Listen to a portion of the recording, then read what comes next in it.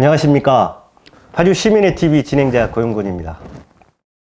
전번에 예고해 드렸듯이 한길용 파주 국민의힘 국회의원 예비후보자님을 이어서 오늘 이 시간에는 파주갑의 민주당 예비후보이신 한 분을 모셔서 대담을 진행해 보도록 하겠습니다.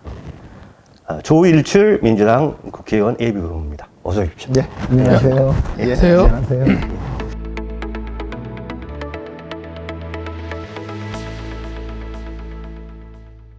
자, 그러면 먼저 간단하게 자기소개부터 좀 부탁드리겠습니다. 예. 안녕하세요. 파주와 대한민국을 위해 해를 띄우는 파주일출 조일출입니다.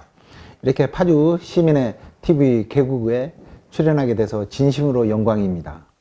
무엇보다도 우리 파주 시민의 TV가 파주 시민분들의 등대 역할을 해주시고, 그리고 또 우리 핀셋과 같은 예리함과 또 사자와 같은 용맹으로 정의와 진실을 위해서 반드시 많은 역할을 해주시리라 확신합니다. 감사합니다. 형식적인 질문 하나 더 드리도록 하겠습니다. 제가 알고 있기로도 몇 차례 도전을 하신 걸로 알고 있는데요. 출마하시게 된 어떤 출마의 변이라고 해야 될까요? 그런 거 한 말씀 말씀드리겠습니다. 예. 저는 정치는 세상을 바람직한 방향으로 바꾸는 것이라고 봅니다. 그러기 위해서는 국민의 어떤 따뜻한 마음과 국민들의 애로점을 해결하기 위한 실력 두 가지를 갖춰야 된다고 봅니다. 저는 지난 20년 동안 중앙정부와 지방정부, 그리고 또 국회, 그리고 정당, 학계 등에서 치열하게 싸우면서 준비를 해왔습니다. 특히 무엇보다도 민생의 핵심의 예산인데, 저는 대한민국 최고의 예산 전문가로서 자부심을 가지고 또 우리 국민들과 파주 시민들을 위해서 당당하고 열심히 일을 하도록 하겠습니다. 그리고 이제는 이러한 경험과 그러한 경륜을 바탕으로 파주를 변화시키고 대한민국을 변화시키는 그러한 선두주자가 되고 싶습니다. 고맙습니다. 그러면 물론 이제 국회의원이 시의원이나 도의원은 다르지 않습니까? 국정을 책임지고 있는 헌법기관인데, 그렇다 하더라도 역시 지역 주민들은 국회의원의 지역 공약에 대해서도 관심이 많이 있을 거라고 보여집니다. 이번 국회의원이 되신다면 꼭 해보고 싶은 공약 중에서 지역 공약과 관련되는 부분이 먼저 있으시다면 좀 핵심을 추려서 말씀을 해주시죠. 예. 우리 파주갑은 운정 이기 신도시가 있는 곳입니다. 신도시가 신도시로서 제대로 역할을 하기 위해서는 첫째, 교통, 일자리, 그리고 교육, 그리고 의료, 이 사박자가 제대로 갖춰져야 됩니다. 근데 우리 운정 이기 신도시의 경우는 이 사박자가 제대로 갖춰진 게 거의 없습니다. 먼저 교통부터 말씀을 드리면, 이기 신도시 중에 거의 지하철이 없는 곳이 바로 우리 운정 신도시입니다. 운정 신도시가 첫 입주가 시작된 지 지금 20년이나 지났지만 아직도 우리 지하철은 우리 시민분들의 희망고통일 뿐입니다. 문제는 바로 이런 것입니다. 우리 운정 2기 신도시는 중앙공기업인 LH가 택지 개발을 하고 신도시 개발을 시켰던 곳입니다. 참고로 11월 말에 정경련에서 우리 파주에서 LH가 아파트 부지를 매각해서 얻은 판매 대금만 5조 3천억 원이나 됩니다. 그런데 우리가 제 기억에 하면 7, 8년 전에 운정 신도시까지 지하철 3호선을 연장하는데 총 사업비가 5, 6천억 밖에 안 들었거든요. 그리고 재작년에 이 노선을 금천까지 연결을 한다고 했는데도 불구하고 1조 2천억 밖에 안 됩니다.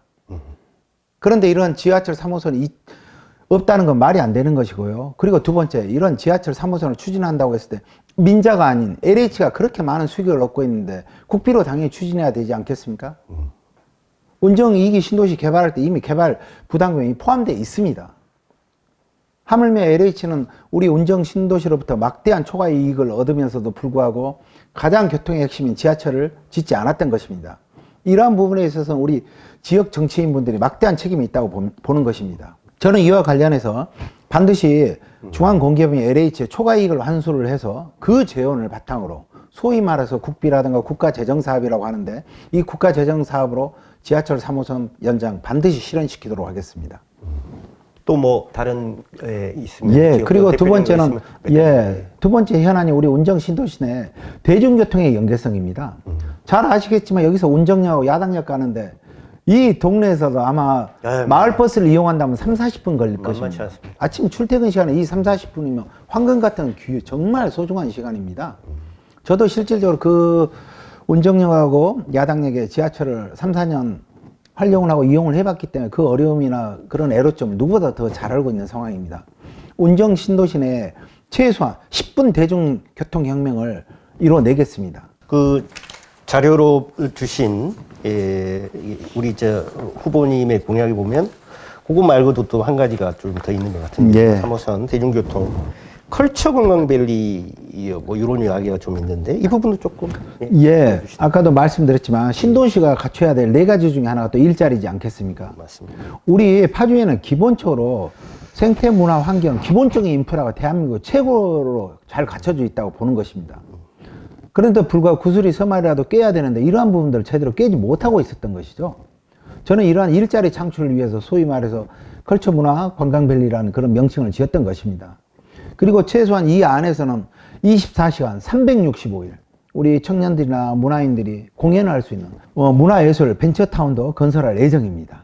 그리고 이를 통해서 관광객을 유치하고 우리 청년들 공연의 기획이라든가 공연의 무대를 주고자 하는 것입니다. 그리고 당연히 이러한 재원은 우리 파주시 예산으로 한계가 있지 않겠습니까? 저는 대한민국의 예산의 맥을 아는 예산 전문가로서 문화관광부 예산을 최소한 매칭 펀드로 5, 60% 이상 끌어올 것이고 경기도로부터 3, 40% 끌어올 것입니다. 이 재원을 바탕으로 반드시 이 공약을 실현시키도록 하겠습니다. 네. 이거는 뭐 파주 우리 지역 우리 저기 기본장님 지역하고도 연관이 있는 질문입니다만은 공약에 보니까 아마 이게 어디하고 진행이 되다가 이게 좀 무산이 된 걸로 알고 있는데 대학병원급 종합병원 유치라고 하는 부분이 있습니다. 사실 이게 저희가 이제 파주가 한 50만 정도 되지 않았나요? 그렇습니다. 근데 공식적으로 참 없죠. 일산 뭐 백병원이나 명지병원 이런 데도 다 나가야 된단 말입니다. 좀 하면. 그렇습니다. 정말 좀 이 부분도 그러니까 신도시가 같이 해야 될 4대 요건 중에 하나가 또 의료라고 제가 말씀드리지 않았습니까? 제가 지금 확인한 바로는 이제 의료 클러스터라 그래서 지금 나름 추진하고 있는 부분들이 있지 않습니까? 심악산 아래쪽으로 해서 3직으로. 근데 확인을 해보니까 아주도에하고 MOU를 맺는 건 맞지만 아시겠지만 MOU 자체가 법적 구성령이나 아무것도 없는 것입니다. 그렇다면 실질적으로 진행되고 있는 건 없는 것이죠. 평택시의 경우가 아주대가 현재 지금 아주대 대학병원이 건설이 지금 아직도 되고 있는 걸로 알고 있거든요. 개원이 못 됐고요. 근데 그 MOU를 맺은 것도 최초에 맺은 게 제가 알기로는 2007년인가 8년이었을 겁니다. 그리고 현재가 지금 2024년이 됐는데 이제 공사가 추진돼가지고 개원을 못하고 있고 근데 우리 파주시 경우는 제 기억에 의하면 2020년가에 처음으로 MOU를 맺었던 것으로 알고 있습니다. 그렇다면 적극적으로 정말 강력하게 추진하지 않는다면 우리 파주시에 대학병원급의 종합병원을 유치시킨다는 건 굉장히 먼 시간 이야기가 되겠죠. 이러한 부분들에 있어서 정치인들의 강력한 추진력과 리더십이 저는 필요하다고 봅니다. 혹시 뭐 김원장님 그거 관련해서 뭐? 근데 대학병원이 유치되려면 이 정치력으로 가능할까요? 그게 리더십이라고 봅니다. 예를 들어 이런 것입니다. 소위 말해서 대학병원이 비영리 기관인 건 분명하지 않습니까? 그럼에도 불구하고 지속적인 재무라든가 재정에 유지 가능한 건전성이 전제되지 않는다면 누가 오겠습니까? 최소한 이런 부분에 있어서 예를 들자면 이런 것이죠.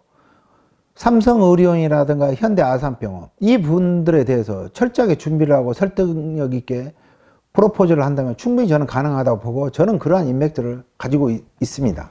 왜냐면 대학병원을 제 입장에서 유치를 하려면 아무리 이윤을 창출해야 된다 그래도 기본적으로 전문의들 150명 이상은 돼야 되거든요. 물론입니다. 150명 되면 거기에 따른 부속 인원들하고 합하면 지금 동국대 같은 경우도 마찬가지지만 이게 이윤이 보장되지 않으면 안 들어오는 곳이 대학병원이에요. 그렇습니다. 그렇죠.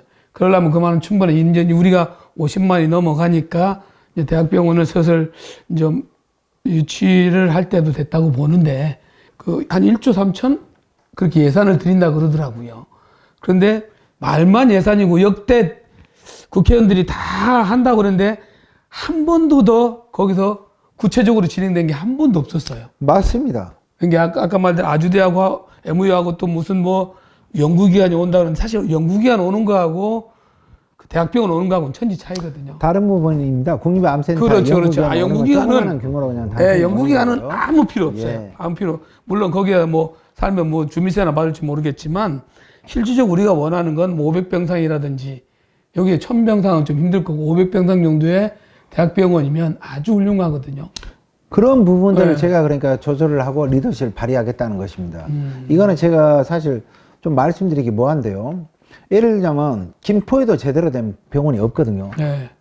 그런 부분에 있어서 소위 말해서 얼마만큼 준비를 하고 또 설득력 있게 가서 이야기를 하냐에 따른 문제인 것이죠.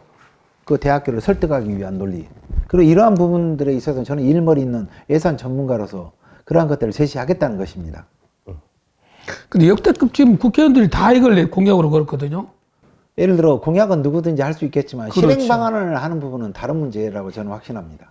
그래서 뭐 이제는 조금 좀 프리스타일로 뭐 이제 국회의원이 지역 현안을 챙기는 중요한 사안도 있긴 하지만 국정을 책임지고 있는 헌법기관의 책임자로서 저도 그렇고 원장님도 그렇고 좀 미리 예상 질문지를 주지 않은 내용을 좀 가볍게 좀 저는 민주당에 대해서 좀 아픈 질문을 한번 해보고 싶습니다. 제가 이제 저도 이제 서울로 지금 출퇴근을 하고 있는 거예요. 네. 그래서 참 교통 문제에 대해서는 정말 공감하는 바가 많습니다. 그런데 그 중에 제 동료 중에 보면 번듯하게 대학교도 다 나오시고 심지어는 고향도 전라도 분이신데 네. 이번에 윤석열 2번을 찍었어요. 역대 민주당 찍다가 왜 그러냐고 물어보니 뭐 민주당이나 뭐 거기 국민당이나 뭐 별 차이 있어? 이렇게 이야기하더란 말이죠. 그래서 사실은 전번 총선 때 180석 가까운 의석을 예. 민주당이 몰아주면서 크게 했는데 왜 국민들이 민주당을 저는 민주당하고 많은 차별성이 있다고 보여지는데도 불구하고 국힘당과 뭐 별 차이 있어 이렇게 느낀다는 뭔 이유가 있을까요? 어떻게 후보자님 어떻게 생각하십니까 그 부분에? 우리 진행자분께서는 국힘당과 차이가 지금 많다고 보셨는데 제가 봤을 때는 행동하지 않으면 차이가 없는 것이죠. 민주당은 국민들이 지난 총선에서 180석을 만들어 주시지 않았습니까? 어마어마한 것입니다. 네. 정권까지 주고 180석을 줬다는 건 사실 국민들이 제대로 대한민국을 한번 바꾸라는 그런 의지의 표시였고 그 결과를 주신 거거든요. 그런데 불구하고 막상 배지를 달고 나서는 그걸 액션으로 취하지 않았던 것이죠. 그 대표적인 것들이 들자면 이런 부분들 아니겠습니까? 우리 소위 말해서 남북관계 부분부터 좀 말씀을 드리고자 하는데요. 남북관계를 너무 이벤트성으로만 하고 말았던 것입니다. 그 당시에 이제 물론 뭐 장관님으로 가신 분들도 제가 개별적으로 알고 건의를 들어도 그분들 스스로 뭘 해야 될지 플랜이 구체적으로 없으신 거예요. 가서 말 한마디만 하고 장관님 유지하면 그만인 것이죠. 너무나 가슴 아팠던 일들인 것이죠. 그리고 더 가슴 아팠던 건 세월호의 진실을 그렇게 알려달라고 했는데 그 정권 기간 동안 대통령부터 물론 제가 문재인 대통령을 지금 욕하려고 그런 부분을 말하는 것이 아닙니다. 정부 당시에 여당과 민주당이 지금 책임을 말씀드리고자 하는 것입니다. 그렇게 등한시하는데 과연 국민들이나 지지자분들이 계속 사랑을 주실 수 있었겠습니까? 숫자가 저는 중요한 것이 아니라고 봅니다. 지금도 무지막지한 윤석열 정권에서 현재도 민주당은 180석인데도 불구하고 제대로 하나 애취지 못하고 있습니다. 이런 검찰 독재에 싸우지도 못하고 자기 당의 제1당 대표를 체포하겠다는데 제대로 강력히 싸우지도 못하고 그 검사 탄핵 안에 서명도 못하는 그런 국회의원들 한 번 배지 더 달겠다 한다면 누가 국민들이 사랑을 주겠습니까? 너무나 당연한 것이라고 봅니다. 국민들이 민주당의 신뢰를 상실을 하고 굉장히 실망하고들 계신 것이죠. 이러한 부분에 있어서는 저는 민주당이 반성해야 되고 저부터도 앞장서겠습니다. 네. 뭐 혹시 뭐 원장님? 여기서 한 가지 이제 궁금한 게 네. 지금 이제 운정에서는 조일출 후보가 제일 유력하잖아요. 지금 현재로서는 그런데 만약에 경선을 하셔가지고 만약에 잘못됐다 이럴 경우 어떻게 하실 겁니까? 경선에 참여를 했으면 승복을 해야죠. 그 결과에 대해서. 왜? 당연한 거 아니겠습니까? 저는 분명히 말씀드리지만 배지 목적의 저의 정치의 목적이 아닙니다. 세상을 바꾸고 파조를 바꾸기 위해서 제대로 바꾸기 위해서 정치를 하는 것이죠. 우리가 사실 그런 걸 보고 싶거든요. 예. 왜냐면 우리나라하고 미국하고 정치의 틀린 점이 미국은 아무리 치열하게 싸워도 자기 당에 서서 경선에 지면 그냥 승복을 하더라고요. 그리고 당이 안 바뀌고. 예. 근데 우리나라는 수시로 너무 당이 바뀌어. 그러니까 정치에 대해 사람들, 일반 사람들이 혐오감을 느껴요. 되게 혐오감, 저도 마찬가지고. 뭐 이 네. 인터뷰 시리즈가 어디까지 이어질지 모르겠지만 제가 모든 후보자들한테 해보고 싶은 질문 중에 하나입니다. 예. 사실은 파주라고 하는 지역이 갖고 있는 상징성은 어찌 보면 그 개성공단이라고 하는 어떤 이런 상징적인 예. 이 파주의 먹거리, 뭐 LG 필립스 하나 있긴 하지만 대부분이 다 서울로 출근하는 사람들이고 여기서 뭔가 자생적인 경제 구조를 만든다고 하면 그래서 평화경제, 파주, 평화도시, 아니 뭐 파주, 이 통일경제 수도 뭐 파주 이런 용어들이 저는 아주 적절한 정체성으로 보여지는데 지금 안타깝게도 지금 개성공단이 이렇게 문을 닫은 지가 오래됐지 않습니까? 그것과 관련해서 혹시 후보님이 어떤 생각이 있으신지 한번 여쭙고. 예, 지금 말씀하신 것처럼 우리가 평화경제 수도 이런 표현들을 정치적으로 많이 쓰지 않았습니까? 네. 근데 저는 사실 이렇게 생각합니다. 정치는 결국은 방향성은 맞지만 또 그걸 실현시켜야 되는 책임성도 있어야 되지 않겠습니까? 구호 하나 내건다고 되는 문제가 아닌 것이죠. 특히 남북관계 문제에 있어서는. 그 단적인 예가 저는 이렇습니다. 우리가 평화경제특구법이라고 지금 통과돼 가지고 현수막들 많이 걸어지신 거 혹시 보셨겠지요? 예, 예. 근데 그 법 내용을 저도 좀 봤거든요. 근데 거기에 엄청난 좀 문제점들이 몇 개 있더라고요. 물론 제가 국회에 가면 바로 개정을 다 시켜버릴 것인데요. 아시다시피 우리 파주는 군사시설 보호구역이 89%입니다. 근데 그 평화경제특구법 5조에 보면 우리 군사시설 보호법하고 수도권 정비계획법에 의해서는 아니한다라고 못 박아져 있습니다. 아하. 그럼 못하는 것이죠. 엄밀히 말하면 아니할 수 있다라고 해야지 임의조항으로 바꿔야지 진행이 되지 않겠습니까? 그리고 두 번째는 우리 평화경제특구법이 결국은 적경지역으로서 우리 파주가 그동안에 너무나 손실을 많이 보지 않았습니까? 경제적이든 물리적이든 이런 부분에 있어서 일종의 보상 차원에서 특별법을 통과시킨 것이거든요. 그렇다면 누가 봐도 상식적으로 이거의 주무부처는 기재부 장관이라든가 국토부 장관이라든가 산자부 장관이 돼야 되거든요. 그런데 힘도 없는 통일부 장관이 주무부처 장관이에요. 근데 세 번째, 더 힘든 사항이 하나 더 있습니다. 평화경제특구로 지정되기 위해서는 철저히 경기도 31개 시군에서 뽑혀야 되는 것입니다. 경기도지사의 승인을 받아야 되고, 그리고 그 경기도지사가 또 건의를 해서 올리면 통일부 장관하고 국토부 장관이 공동 승인을 각각 받아야 됩니다. 도대체 이래가지고 언제 평화경제특구 추진하겠습니까? 제가 봤을 때는 이런 법은 없고 이 법에 의한 파주는 영원히 평화경제특구 지정 안 됩니다. 그런 미비한 법조항을 가지면서 우리 스스로 맨날 파주가 평화경제 수도니 외쳐봤자 의미 없다는 것이죠. 이런 부분들에 대해서는 잘못된 부분들, 실질적으로 평화경제 수도가 돼야 되는 것이죠. 그래서 국회의원은 결국 예산과 입법으로 말해주듯이 이런 부분에 있어서 일머리 있는 조율 처리 한번 제대로 해보겠습니다.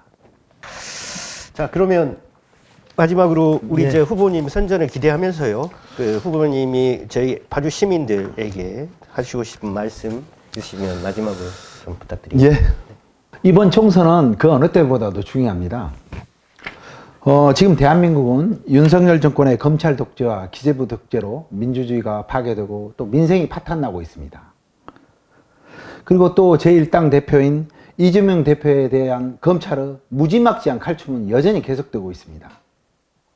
윤석열 정권과 제대로 싸울 수 있는 후보, 그리고 또 파주의 수건 사업들을 해결할 수 있는 그런 후보, 저 조율출입니다. 그리고 저 조율출이 이제 파주의 대표주자가 되어서 파주와 대한민국을 한번 힘차게 제대로 한번 바꿔보겠습니다. 감사합니다. 아무튼 뭐 이렇게 바쁘신데 시간 내주셔서 고맙고요. 네. 좋은 경선 결과가 있기를 기대합니다. 그리고 부디 만일 이 본선으로 해서 국회에 가시게 되면 방금 후보님이 공약하셨던 내용들 꼭 수건 사업들이 이루어질 수 있도록 힘써 주시기를, 그리고 이렇게 바쁘신데도 시간 내주셔서 다시 고맙습니다. 예, 감사합니다. 네, 다음에 또 뵙겠습니다. 다음에 혹시 경선에서 파주갑 후보로 되시면 한 번 더 초대하는 걸로. 예, 불러만 주십시오. 네네네. 그러길 바라겠습니다. 사실은 저는 이러한 부분들이 굉장히 중요하다고 보거든요. 예를 들어 제가 당선되더라도 최소한 뭐 1년에 6개월에 한 번 정도씩이든 뭐 주기적으로 하든 결국 소통이 전제되지 않는 정치는 있을 수 없다고 저는 확신합니다. 언제든지 불러주십시오. 네, 고맙습니다. 좋은 결과 바라겠습니다. 네, 네. 감사합니다. 네.